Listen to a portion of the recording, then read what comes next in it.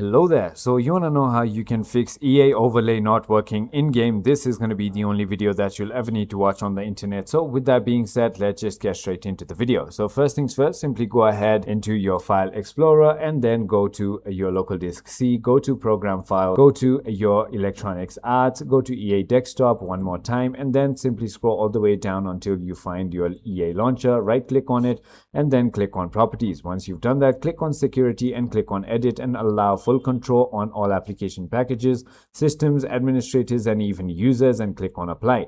So that is about it. The second thing you can do is go ahead and open your EA application. Once you've opened it, all you need to do is simply go ahead and click on this top left icon right over here. Click on settings, go to download or application right over here, and then scroll all the way down until you see in-game overlay. Turn that off and then turn it on back and restart your PC. That is it. I hope this video was helpful to you. If it was, hit that like button and I'll see you on the next one.